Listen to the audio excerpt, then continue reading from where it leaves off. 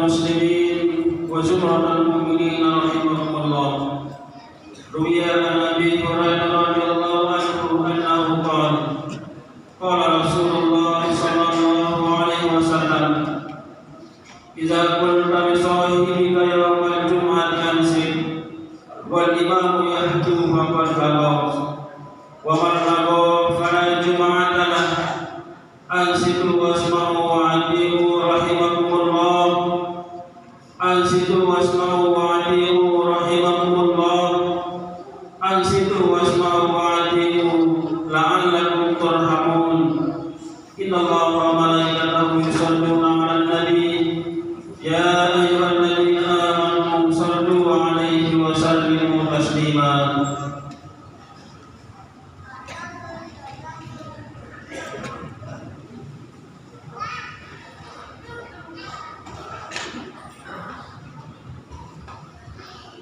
Assalamualaikum warahmatullahi wabarakatuh.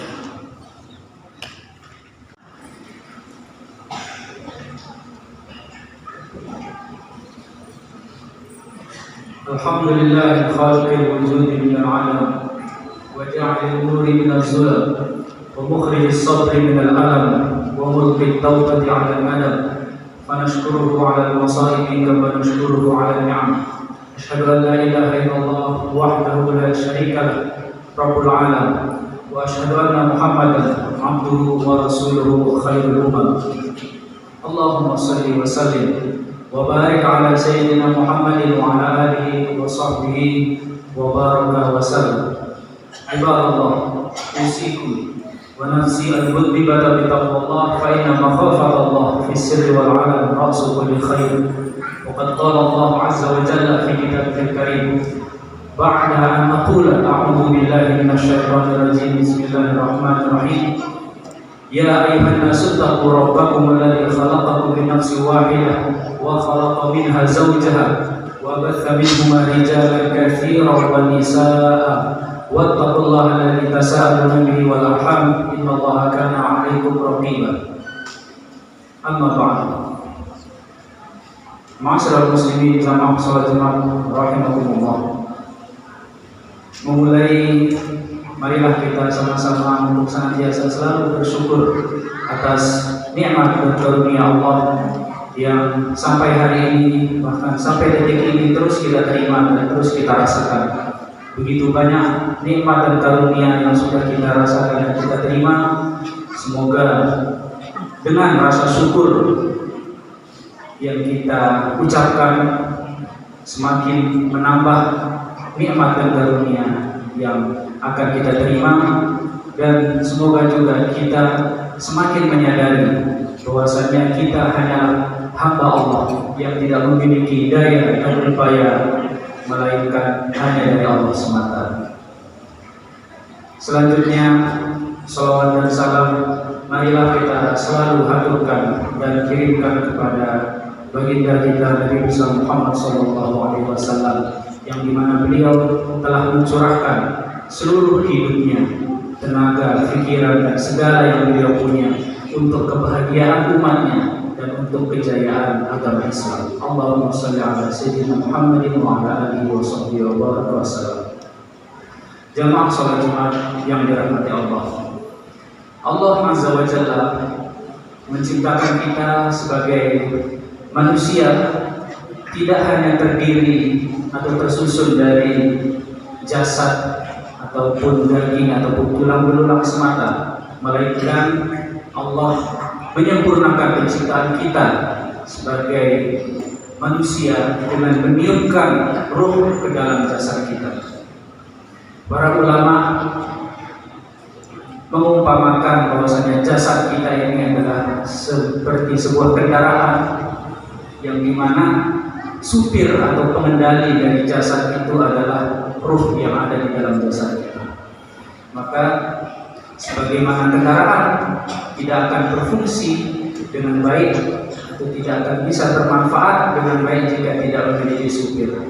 Namun tentu saja keduanya ini, baik itu jasad ataupun ruh, keduanya memiliki kebutuhan-kebutuhan, memiliki keperluan yang harus kita penuhi, yang harus kita perhatikan supaya keduanya bisa berfungsi dengan maksimal.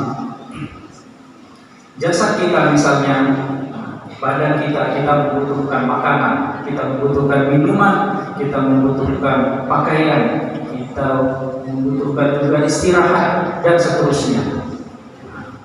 Maka ruh kita pun demikian.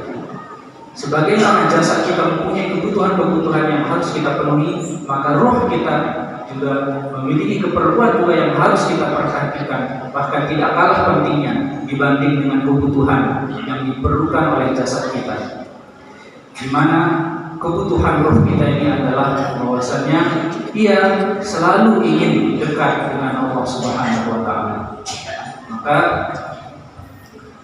para ulama mengajarkan kita banyak cara supaya kita bisa memenuhi keperluan ruh kita ini, atau dengan cara mendekatkan diri kepada Allah. Tentu salah satu cara dari sekian banyak cara itu adalah kita senantiasa berpikir kepada Allah Subhanahu wa taala ataupun mengingat Allah sebanyak-banyaknya. Karena sebagaimana firman Allah yang sering kali kita dengar, ala bidzikrillahi tatma'innul qulub. Karena hanyalah dengan berzikir hati, jiwa, ruh kita akan menjadi tenang. Siapa saja yang membiasakan dirinya untuk banyak berzikir ataupun mengingat Allah, pasti setelah itu dia akan mendapatkan kenyamanan, ketenangan dan ketentraman di dalam hatinya.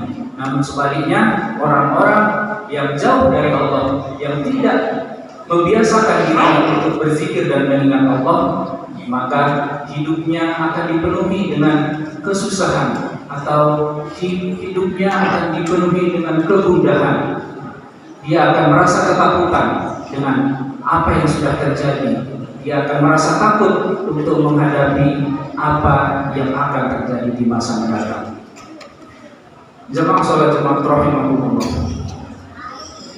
Salah satu ulama Mesir yang bernama Ibnu Athaillah As-Sakandari, beliau menulis sebuah kitab yang berjudul Al-Hikam, di mana di sana beliau mengatakan sebuah perkataan yang begitu indah, di mana beliau berkata, "Man wajadallah faqad wajada kulla syai'in, wa man faqadallah faqad faqada kulla syai'in." Barang siapa yang menemukan Allah, maka dia sesungguhnya telah menemukan segala sesuatu. Dan barang siapa yang kehilangan Allah, maka sesungguhnya dia telah kehilangan segala sesuatu. Itu kita bisa memahami dari sini bahwasanya orang yang menemukan Allah itu adalah orang-orang yang dekat dengan Allah, orang-orang yang senantiasa berzikir dan mengingat Allah. Namun ketika kita melihat fakta, kenyataan yang terjadi di sekeliling kita, ada manusia-manusia atau mungkin banyak manusia yang dimana mereka ini pada kesehariannya sangat jauh dari Allah. Mereka jarang mengingat Allah, bahkan mereka dalam kesehariannya seringkali berbuat maksiat kepada Allah, atau bahkan tidak mengenal Allah sama sekali. Tetapi kehidupannya terlihat begitu nyaman, kehidupannya terlihat begitu bahagia, segalanya serba berkecukupan, dari hartanya, kemudian dari pekerjaan, keturunan, dari jabatannya, terlihat begitu indah, terlihat begitu sejahtera. Namun kita sebagai seorang mukmin tentu kita harus mampu melihat apa sebenarnya yang terjadi.